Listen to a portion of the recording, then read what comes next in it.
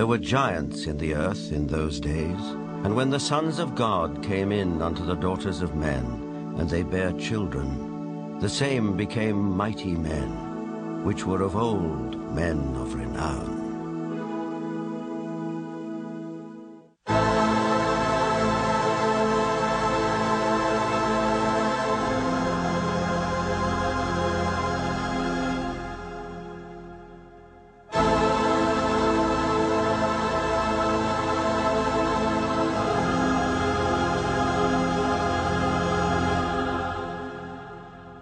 The Maya and Incas of South America believed a race of giants existed on Earth before the Great Flood.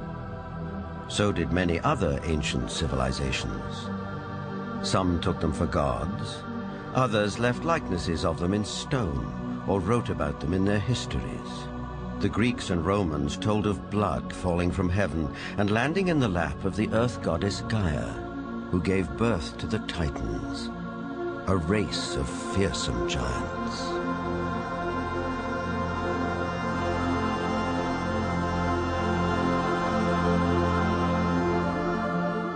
Perhaps the most famous of all was Goliath, the Philistine, one of 5 giant brothers. Vendell Jones is an archaeologist with a style of his own. He spent a lifetime tracking down Goliath and the Ark of the Covenant, with which the Jewish holy book of the Midrash tells us the giant made off. Goliath thrashed his way through the Israeli soldiers, ran over and scooped the ark up on his shoulders, slew Pinchas and Hophni, and took the ark back to the camp of the Philistines. It was in this field, 15 miles southwest of present-day Jerusalem, that legend says Goliath was finally slain. Not by a giant warrior like himself, but by a puny boy, David, who, as this 9th century BC tablet indicates, would later become king of the Israelites. David reached into his script. He pulled out this black thing with long leather straps, and he put it on his arm and wrapped it like this, and said, "You have come against me with a buckler and the armor and a shield and a sword, but I'm coming against you in the name of the Lord God of Israel." Then he reached in and pulled out another set of leather straps, but this one had a stone in it.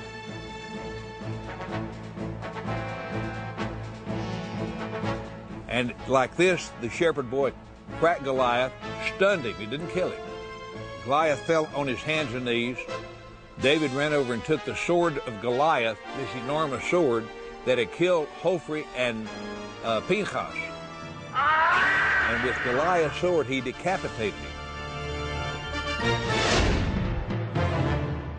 Just 2 miles from where the famous fight took place stands an 80-foot overgrown mound. This is believed to be Goliath's final resting place, though no one knows for sure because it's never been excavated.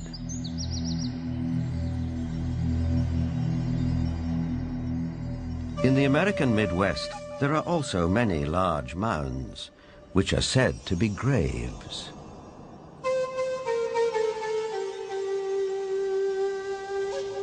An author who has sold over 15 million books and written extensively on giants is Brad Steiger. Mass graves of giants were opened. Some of the men 8 feet tall, some of the women 7 feet tall, some records of men 10 feet tall, and extremely large skulls. And extraordinarily, some of these skulls had horns, some had extra rows of teeth, some had other what we would call anomalies, but they were extraordinarily large skulls and extraordinarily large people. A maverick archaeologist who has long been fascinated by legends of American giants is David Hatcher Childress. A number of mounds in the Midwest in America were excavated starting in around 1850. And in many cases, they would find skeletons of people who were in excess of 7 feet tall. And in many cases, they had double rows of teeth as well as, in some cases, 6 fingers on each hand and 6 toes on each foot. The one that was found in Bridal Veil Falls, California by a group of miners, first they found this wall with very intricate hieroglyphics. They assumed that they were finding gold behind the wall. They broke it down and they found this woman holding a child covered with fur and a strange kind of dust. The same tall female mummified remains have been found in Texas.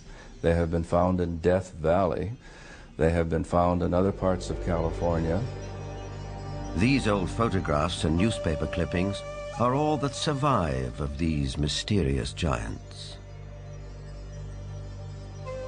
Winner of the Newsmaker of the Year award, journalist Jim Mars has a special interest in speculative science. Archaeology at that time was in a heyday. There was everybody that had a shovel was out trying to find something. But what's interesting is that the finding of these giant mummified bodies and giant fossils and bones, really you can't pin to any particular location. They were finding them in Greece, they were finding them in Italy, they were finding them in the Middle East, they were finding them in America. And even if you write off a few of those as perhaps a hoax or a misinterpretation of something else, you're still left with a tremendous amount of evidence to show that there were these giant beings at some point walking the earth.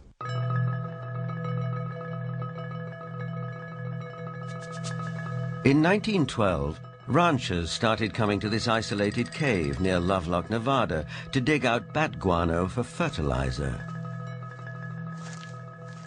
Inside, a surprise was waiting for them. They began excavating the 10 to 15 feet of guano that was here in this cave. They started discovering some unusual artifacts. They found duck decoys and baskets, other things for hunting and fishing in the nearby lake that's now drying up. But then they made some very unusual discoveries, and those were of red-haired giants that were mummified. These giants were 6.5 to 7 feet tall. In many cases they were mummified, wrapped up like Egyptian mummies, and they had long red hair going down to their shoulders. The ranchers couldn't explain it. It was the strangest thing they'd ever seen. But the Paiute Indians who lived around here knew all about it. In fact, back in 1883, Sarah Winnemucca, a Paiute Indian princess, had written a book called Life Among the Paiutes. In that book, she talked all about the giant, red-haired people who used to live around this lake and live in this cave. She claimed they were cannibals. That tribe would eat the dead. They would make war on my people. My people went to work and gathered wood to fill up the mouth of the cave.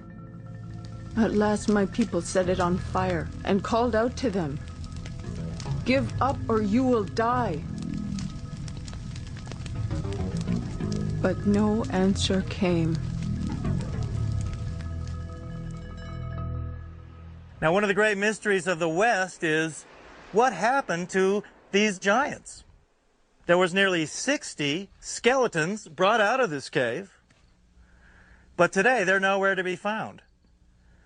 Is it that there is some kind of archaeological cover-up that has occurred here? Something that concerns giants? Perhaps the entire story may be a rural legend, or like tons of buffalo bones, the remains may have been burned and used with the bat guano as fertilizer. Whatever the explanation, proof that there were giants here has disappeared. Yet at the same time, tantalizing clues to their existence can be found all over the world.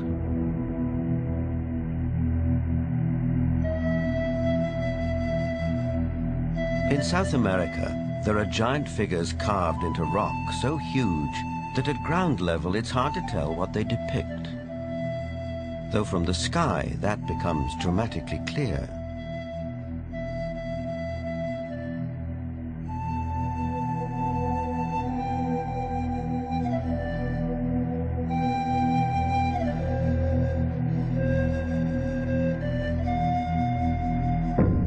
This one in Chile, known as Cerro Unitas, at over 300 feet high, is believed to be the largest representation of a human-like figure in the world. Who carved it and why remains a mystery.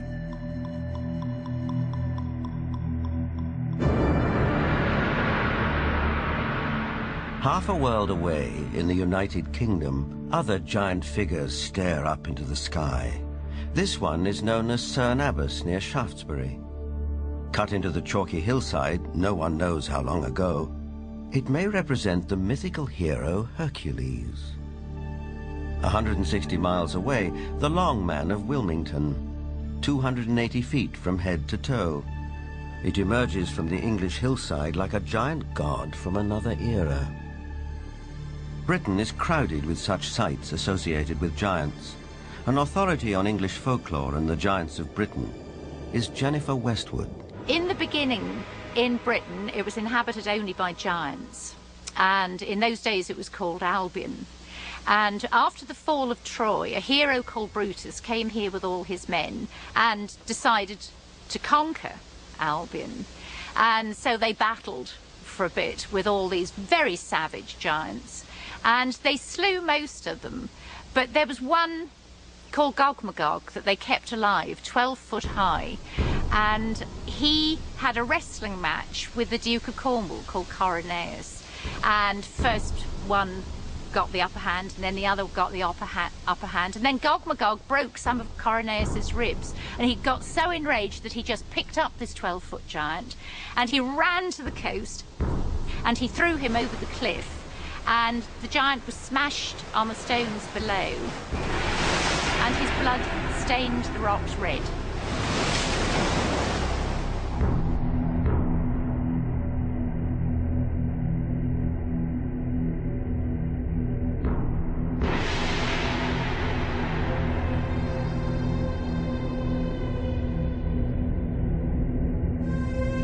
Giants also figure in the mythology of Stonehenge, arguably the most famous megalithic structure in the world.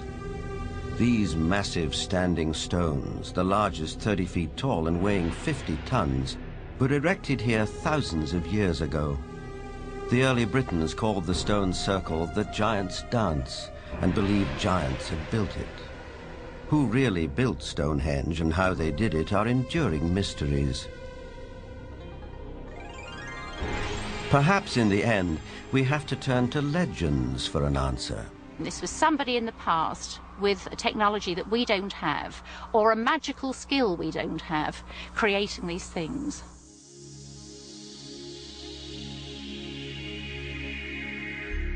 The spiral-shaped Gilgal Rephaim is situated in the Golan Heights, 50 miles from Damascus.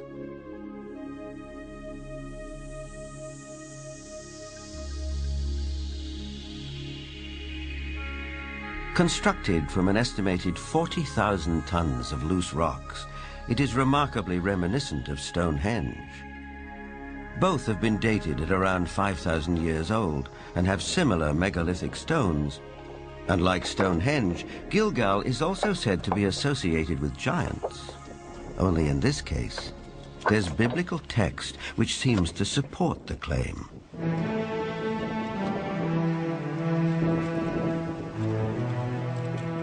Israeli archaeologist Daniel Herman is investigating the newly opened grave. This is a tomb of someone, obviously a very powerful man. Look at the size of the stone slabs used. This must have taken an enormous amount of time and effort to construct.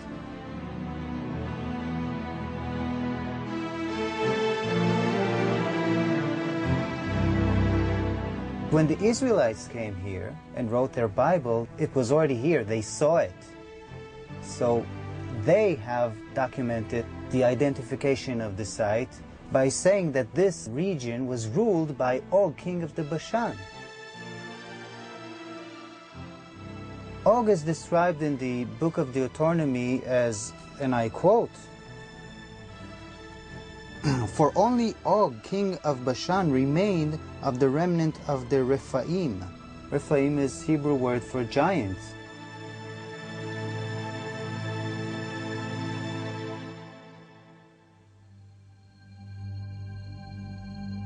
The surface of our planet is strewn with gigantic constructions dating back thousands of years. They're in the deserts, on the plains, under the oceans, high on the mountains, like those in South America. I think the world looked like the cities we see in Machu Picchu, Tiahuanaco, Sacsayhuaman. I think it was a world peopled by giants who structured their buildings out of massive building blocks, 500-ton, 250-ton blocks. Massive ruins, the scale of which stagger the imagination, are found throughout Central and South America.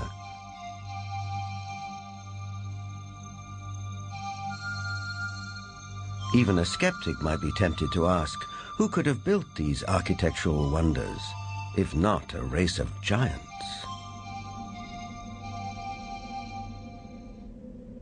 People of the Mediterranean island of Malta have an ancient belief that their island was known as the last stronghold of the giants of Europe.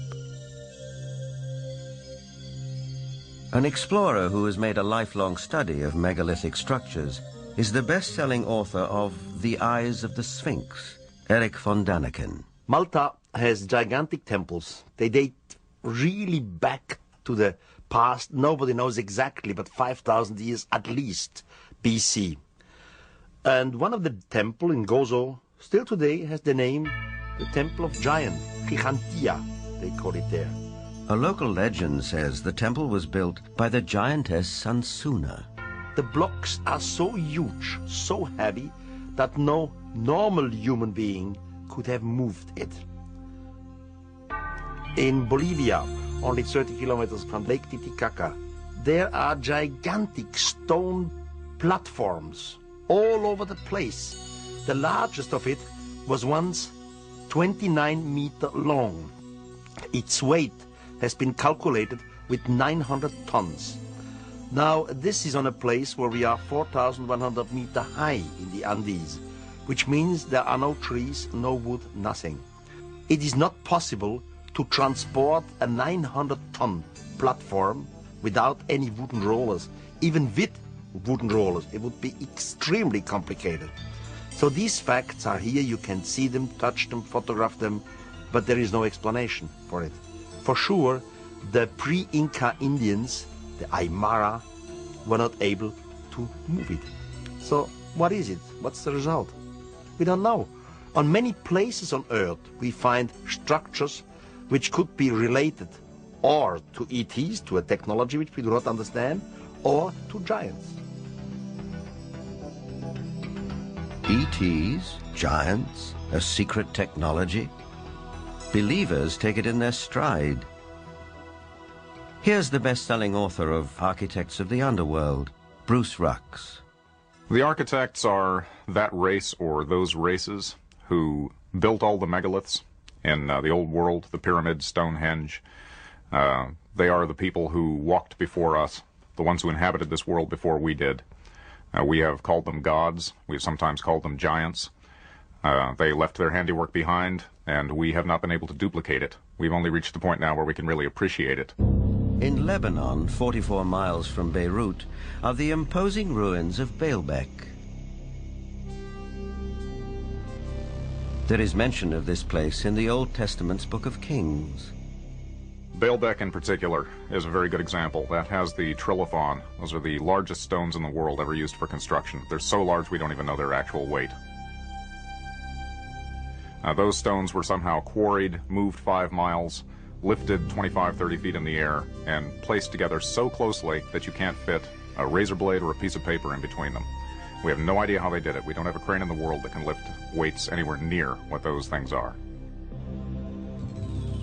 No one knows for sure, but according to Arab tradition, the earliest temples were built here after the Great Flood by a tribe of giants for the biblical king Nimrod.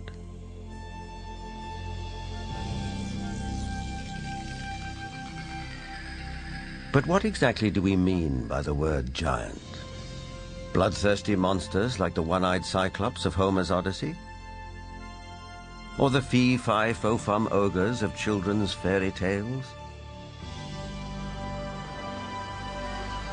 Or could it also include peaceable giants, living as you and I do, walking the streets of our cities in the full light of day?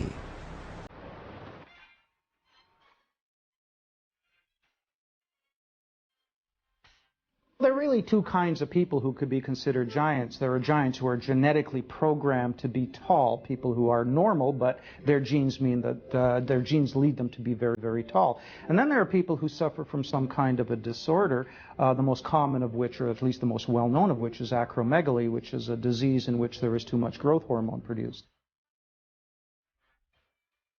And acromegaly has a lot of effects on the body. It not only leads to excessively tall people, but it also leads to potential problems with the skeleton and potential problems with some of the organs inside.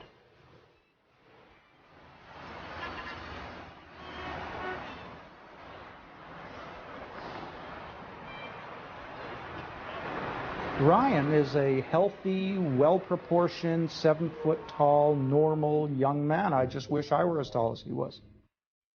But what makes a person unusually tall?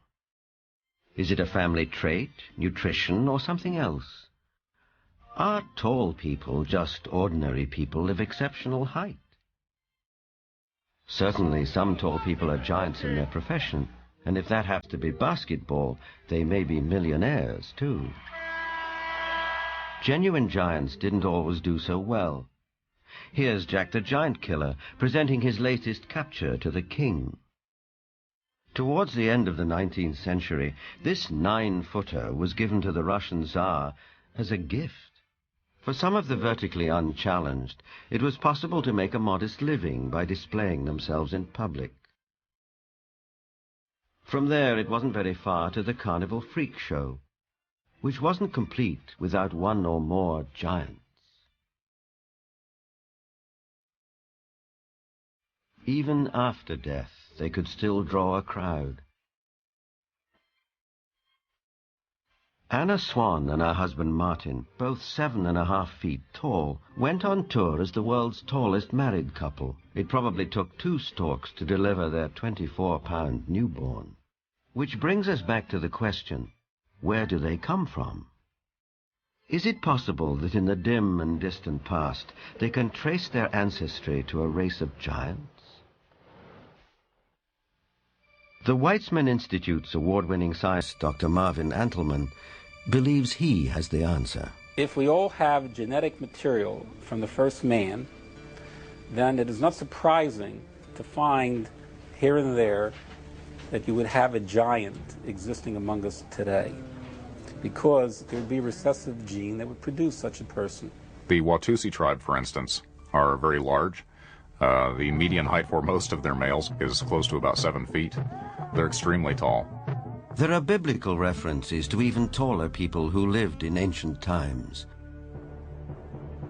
Rabbi Itzhak Mamostin of the Center of Jewish Studies in Vancouver, Canada. It seems quite clear because of the references in Genesis and later on the book of Numbers and also in Deuteronomy, which are all fairly consistent with each other, that there were gigantic beings that seem to stem from pre-flood era.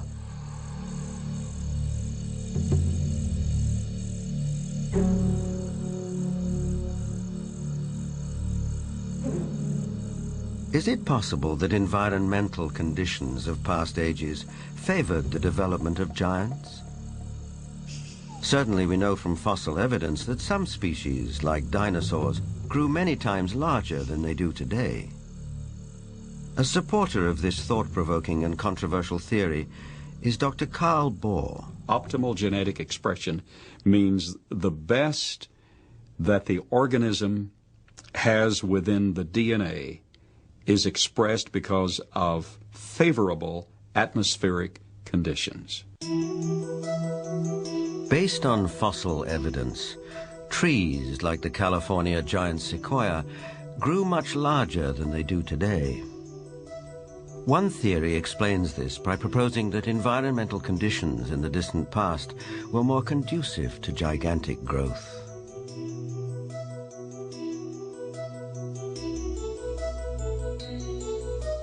Under these described conditions, plants and animals would live longer, be much larger, and that's precisely what we find in the geologic column in the fossil record. Plants were much larger.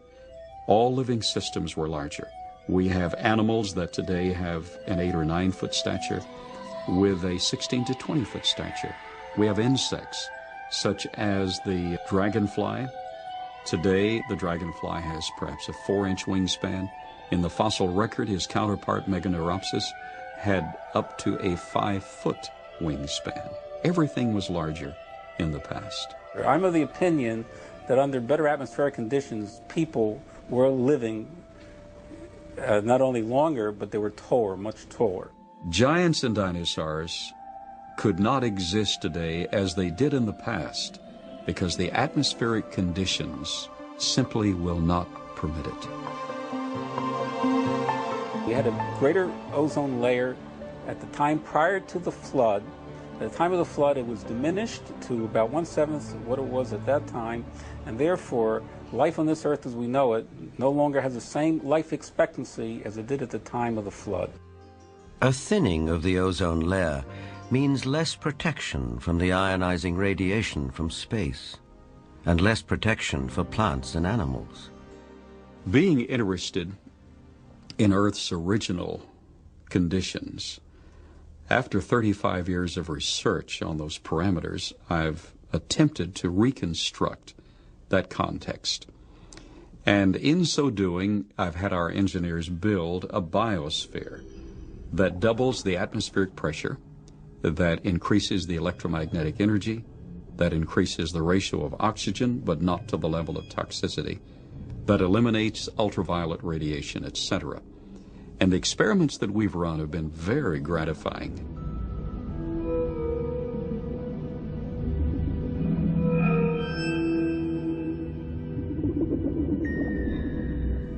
In our controlled scientific experiment, we have measured the effects of a pulsed electromagnetic field on biological systems. We have these Pacu piranha fish that normally at 3.5 years of age are about this size under optimal conditions. Yet we have them now in excess of 20 inches, weighing just under 5 pounds each. Under these controlled conditions, we have succeeded in producing giantism at an accelerated rate. Taken at face value, the research looks persuasive, though it has not yet been replicated by other scientists. The conclusion in the tradition seems to be fairly clear that gigantic beings were existing at one time, and that as human history developed, or physiological, emotional, spiritual changes took place, those beings who survived seemed to be of a smaller gene pool. But the possibility that there were other strands of humanity, as it were, seems to be almost explicitly stated in the Bible itself. In the book of Numbers, we are told that after wandering in the desert with his people, Moses sent out scouts to find a place where they could settle. The scouts went north to Hebron. On their return, they reported, "All the people we saw there are men of gigantic size. We felt no bigger than grasshoppers, and that is how we looked to them."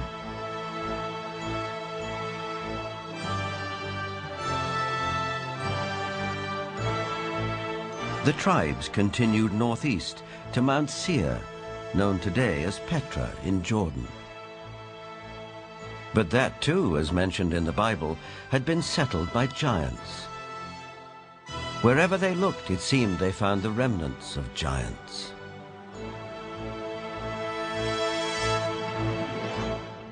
If we look at Scripture, there were giants in the earth in those days.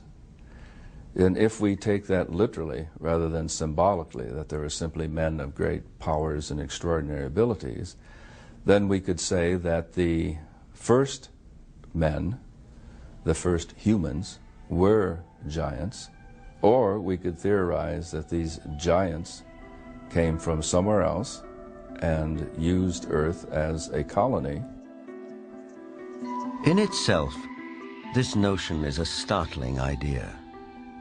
But a people more ancient than the Israelites believed the very same thing. They wrote that the giants were celestial beings who came not from Earth, but from another planet.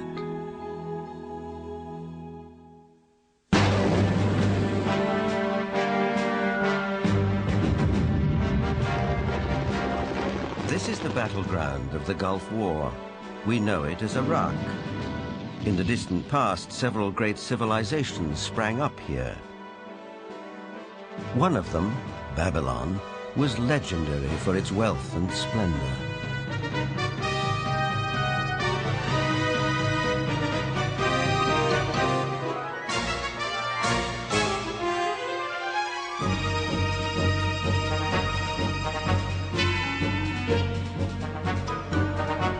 But long before Babylon, as long as 6,000 years ago, another remarkable civilization evolved. Its people were the Sumerians, who had an extraordinarily advanced culture. Their list of first just almost sounds like a whole list of our whole society. They had the first bicameral Congress, they had the first writing, they had the first school systems, and, you know, you just go on and on and on. So you have to ask, well, where did all this come from? And I think that you need to turn to the ancient Sumerians themselves and listen very carefully to what they have to say, because what they have to say, not just in one place, but over and over and over again, is that they were taught civilization by these beings that came from the heavens to the earth. They called them the Anunnaki.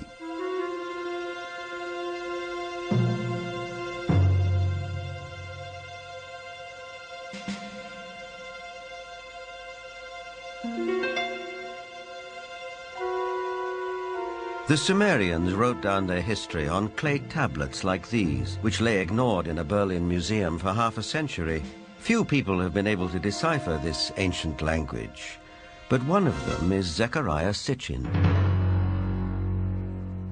The writings and the pictorial evidence left behind by the Sumerians going back 6,000 years speak and depict people who came from another planet called Nibiru, and many of the depictions show them much bigger, at least by a third, perhaps more than the average human being, so they were giants. This Sumerian cylinder seal from a Berlin museum is astonishing for several reasons. First, it depicts our solar system with the sun at the center and the planets arrayed around it, a fact not known to European science till around 300 years ago. It also shows the planet Pluto, which we didn't discover till 1930. And amazingly, there's another planet, which the Sumerians called Nibiru, and believed that it was from where the Anunnaki, or celestial giants, came from. If you look at the three figures depicted here, they all look more or less the same size. But if you bear in mind that this figure of the deity, that he is seated, and you add from the knee to the hip to his size, you will realize that he is about 10 feet tall, a giant, one of those who from heaven to earth came. Looking for signs of extraterrestrial life, astronomers have searched deeper and deeper into the universe. But all along, maybe they should have been looking closer to home. For it's in our own solar system that a mysterious object has recently been detected, near where the Sumerians placed their planet Nibiru, home of the Anunnaki. For the believers, this is convincing evidence that the celestial giants are real.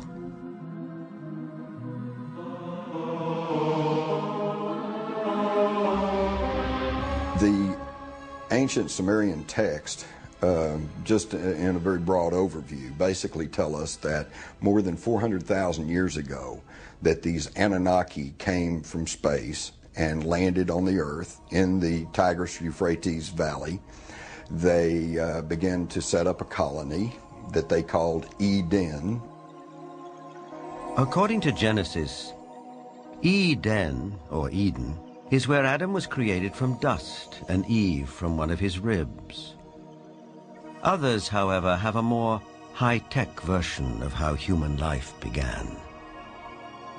In time, needing manpower, needing workers, jumped the gun on evolution using genetic engineering. They took the sperm of one of the Anunnaki, mixed that with the ovum of a primitive humanoid, probably one of these primitives that we are now finding archaeological remains of in Africa, the famous Lucy.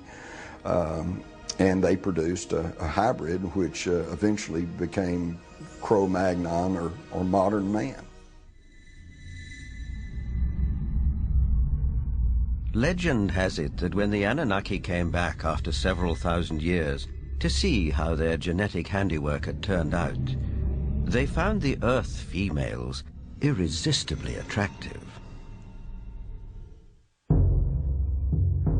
It starts in the Bible. There you can read, in the beginning at Moses, when the sons of the gods saw that the daughter of men were beauty, they took them to wife. Later, out of the body's womb, giants came. So destructive were these titans that the Anunnaki who fathered them decided to destroy them. The apocryphal book of Baruch even tells us how many giants were wiped out.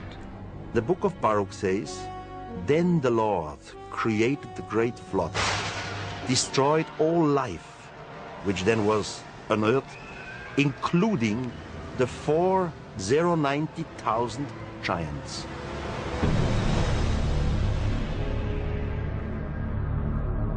As the story goes, some of the titans survived, but their reign as rulers of the earth was over, and humans became the dominant species. Still, the giants live on in memory, like something deep-rooted that comes from the beginnings of our existence. For some, this is far more than a simple memory. Perhaps they are the ones who report more and more encounters with giants emerging from UFOs. These believers will assure you that the Anunnaki or celestial giants are coming back.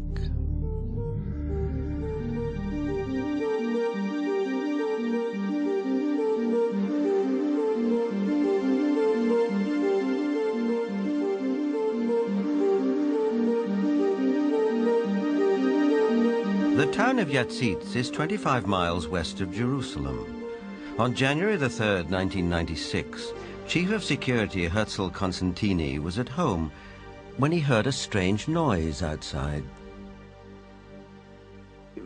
When I opened the door, I was paralyzed with fear. I saw a gigantic being around 5 feet wide and 11 feet high. I estimate its weight at about 2 tons. I called the police, and 2 officers came over to the house. They laughed at us and accused me of drinking. But when the trackers came and saw the prints, they stopped laughing.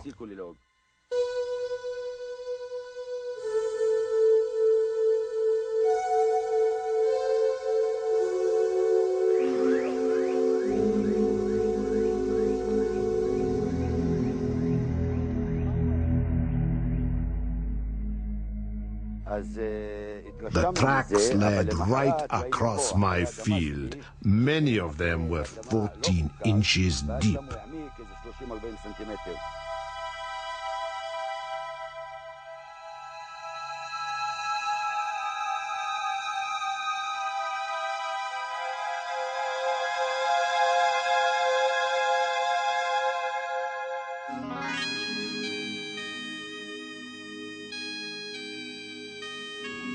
Over the past 10 years, reported sightings of UFOs with giant occupants have been on the increase.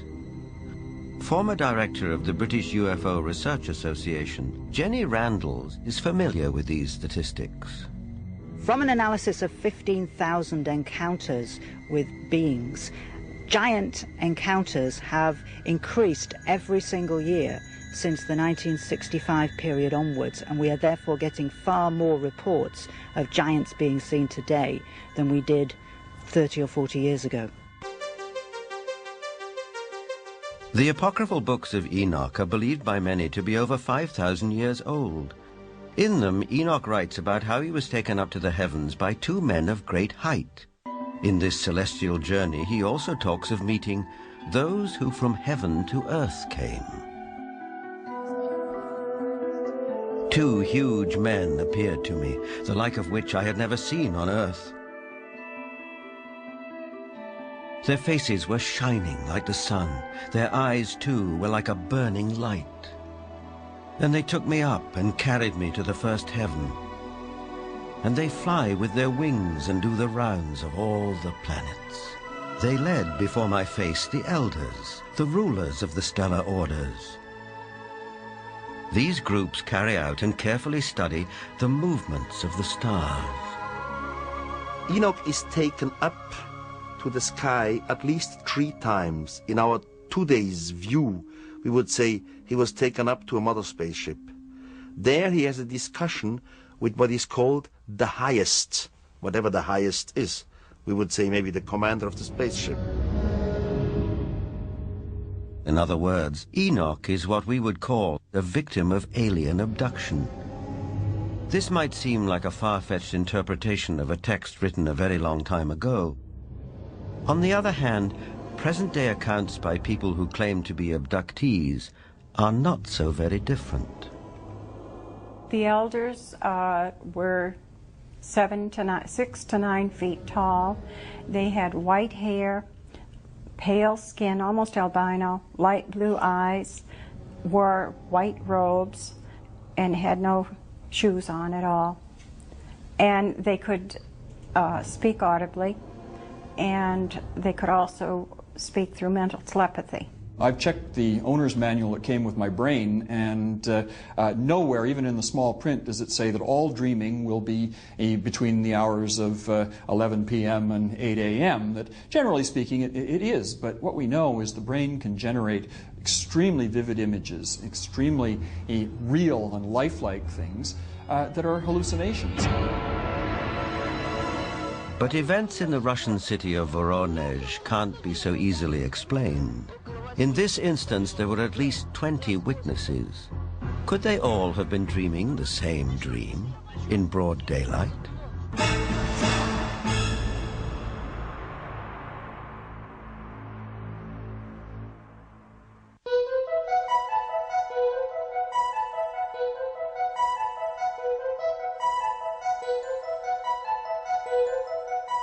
In September of 1989, something happened in the city of Voronezh, 200 miles south of Moscow, which caught the attention of the world press.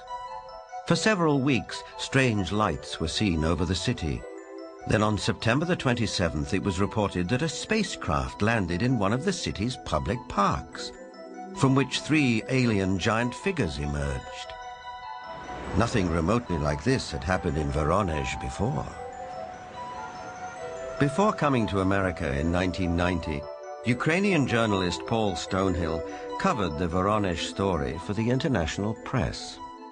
Top Voronezh researchers of anomalous phenomena, who include scientists, geologists, and also some military people, went to the site immediately thereafter. They were on the site on the 3rd of October studying and collecting specimens.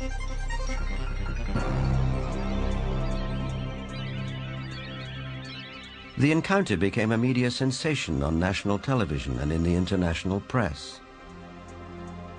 Не было, ну уже хотя бы потому, что не было до сих пор в Воронеже событий, подобных тем, Drawings of the landings by children who were there capture the event vividly. It attracted the attention of the media around the world because it was effectively endorsed by TASS, the Soviet news agency, who up until that time had certainly not given any credence at all to this kind of story. They had the chance to talk to many eyewitnesses, adults as well as kids, policemen, school teachers, students, scientists who had witnessed similar or even differently shaped UFOs. The underlying theme was that giant-like beings exited from strange-looking craft, did some research throughout Voronezh, and were able to get back to their craft and fly away. For once we had a genuine large number of people all correlating with one another, describing the appearance of these giants. So it was not a case of you simply believe a witness or you don't. Here you couldn't fail to believe them because there were so many of them talking in concert. I was standing not far from the main road of the South Park, and I saw this flying object at an approximate height 250 meters. It stayed at the same height and did not move horizontally. I was very interested by all that, because it could not be any kind of meteorological balloon. There was a squeaking sound. Perhaps some drilling tool was operating, like it was boring a hole in the ground. The creatures started coming out. They did not look too much like humans. They were much taller than humans. They did have shoulders, but I didn't see the head. He was huge, really huge, bigger than we are. He was a mighty figure. In 1989, Sergei Makarov was one of the school children who was in the Voronezh Park. I remember a crowd that gathered around the place. Everybody was scared. Everybody turned pale. I was absolutely flabbergasted. Denis Mozhenko was also one of the boys in the park on that day in September 1989. I saw some traces there, and also a strange man. Outwardly, he looked like any other man, only he was huge. A moment later, he suddenly disappeared. I had no doubt that the UFO and the giants existed, because I saw them. But sometimes when I look back, it seems sort of like a fairy tale.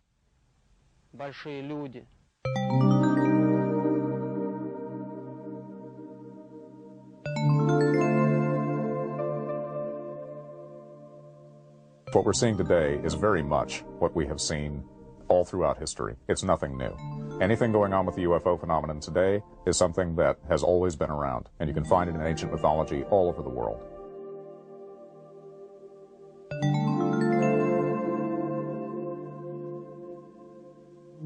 We have the legends, and of course, in some cases, we have cave paintings of giant-looking beings and even footsteps.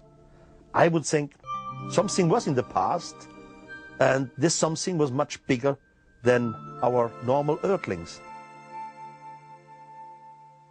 Were they indeed our fathers? They were the patriarchs who came before us, that all the legends refer to, the giants, the Olympians who lived before us.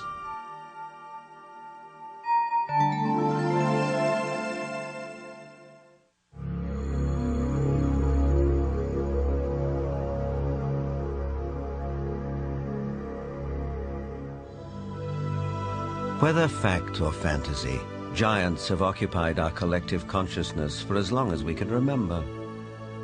But did a race of giants ever truly walk the earth? The ancient texts, as well as some of the evidence, suggest they did. And is it possible that recessive genes in the 7- and 8-footers that walk amongst us today could be connected to a former race of giants? Now, with reports like the giants of Voronezh, one wonders if perhaps the godlike giants of the Sumerians are coming back. But whether they are real, imagined, or allegorical, one thing is for sure. The mystery and the myth of giants will be with us for a long time to come.